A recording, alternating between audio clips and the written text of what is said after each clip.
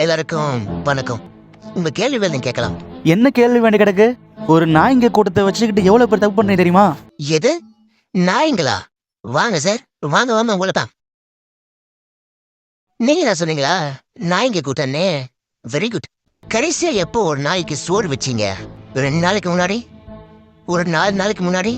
வாழ்க்கையில ஒரு நாய்க்கு சோறு வச்சிருக்கீங்களா? வச்சிருக்கேன் சார். பெடிகிரி வச்சிருக்கேன். இந்த நாய்ங்க ருசிக்காக பெடிகிரி சாப்பிடுறவங்க இல்ல சார், பசிக்காக சோறு சாப்பிடுறவங்க.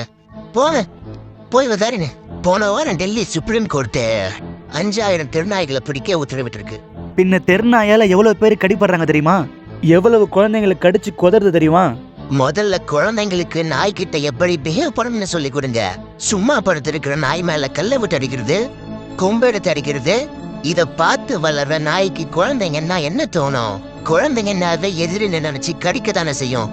முதல்ல தெருநாய்கிட்ட குழந்தைய ஏன் போக விட்டுறீங்க? குழந்தைய பாத்துக்கிறது யாரோட கடமை? தப்ப பூரா உங்க மேல வச்சுக்கிட்டு நாய்ங்களுக்கு ஒரு சொன்னா என்ன சார் அர்த்தம்? அப்ப நாய்ங்க மேல தப்பே இல்லைன்னு சொல்ல வரீங்களா? இங்க யார் சார் தப்பு பண்ணாம இருக்கா? ஆல்ரெடி உள்ள மனுஷன் சின்ன குழந்தைய ரேப் பண்றான், கொடி போதையில வயசான பாட்டியை ரேப் பண்றான், இன்னும் அசிங்கமா அனிமல்ஸ் ரேப் பண்ற விஷயம் எல்லாம் இந்தியாவில தான் அதிகமா நடக்குது. உங்களுக்கு என்ன சார் ஈஸியா சொல்றீங்க? உங்க வீட்டு குழந்தைய நாய் கடிச்சா அப்ப தெரியும். இந்த உங்க வீட்டு குழந்தை நாய் கிடைச்சா அப்ப தெரியும் தற்கொலைகளுக்காகவே ஒரு வீடியோ வச்சிருக்கேன். அந்த வீடியோ பாருங்க. எவனோ ஒரு புறம்போக்கு அந்த வாயில்லா ஜீவனை அடிச்சு தூக்குள்ள தொங்க வெட்டி இருக்கான். அந்த உயிர் எப்படி துடிச்சிருக்கும்? இன்னொருத்தன் அந்த வாயில்லா ஜீவனுக்கு பாதுகாப்பா இருந்த வீட்டை எட்டி உதைச்சிட்டு போறான். இவன் எல்லாம் இறக்க குணம்னா என்னன்னு கேட்பான் போல. சரி, ஆம்பளைங்க தான் இப்படி இருக்காங்கன்னு பார்த்தா இந்த பொம்பளை அதுக்கும் மேல பிறந்த குட்டிய குச்சியால தள்ளி விட்டுட்டு போறா. இந்த அளவுக்கு இரக்கம் இல்லாதவளா இருப்பான்னு நினைச்சு கூட பார்க்கல. பாத்தீங்களா வீடியோவை? இந்த மாதிரி நிறைய இருக்கு. இப்ப சொல்லுங்க சார், இதுல யார் ரொம்ப கொடூரமானவங்க? நாயா இல்ல மனுஷனா? அஞ்சறி உள்ள ஜீவன் தான் பண்றது சரியா தப்பான்னு தெரியாம கிடைக்குது. ஆனா 6 அறிவு உள்ள மனுஷன் தான் பண்றது தப்புன்னு தெரிஞ்சே எல்லாத்தையும் பண்ணிட்டு இருக்கான். இதுக்கு என்ன சார் தண்டனை கொடுக்கணும் சுப்ரீம் கோர்ட்டு? ஆனா உங்க வீட்டு குழந்தைய கிடைச்சா அப்ப தெரியும் சொல்றீங்களே. உங்க வீட்டு குழந்தைய கல்லெடுத்து அடிச்சா நீங்க சும்மா இருப்பீங்களா?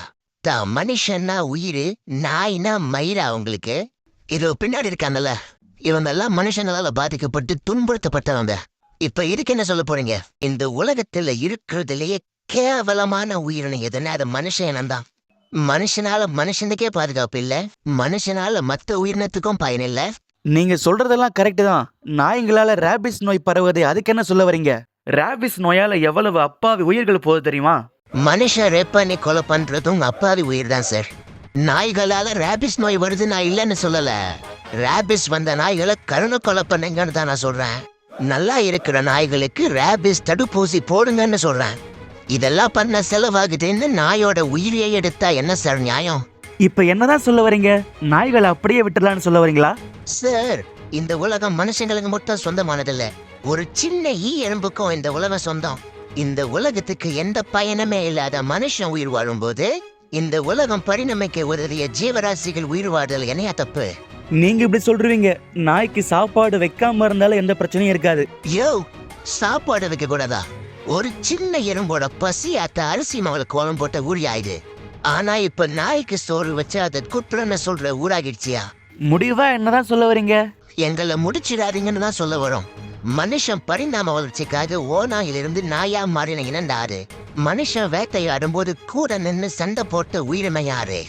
நாய் தான் நன்றியுள்ள உயிரினமும் சொல்லுவாங்க. ஆனா அந்த நன்றியுள்ள நாய்க்கே நன்றி கெட்டத்தனமா மனுஷன் மாறிட்டான்.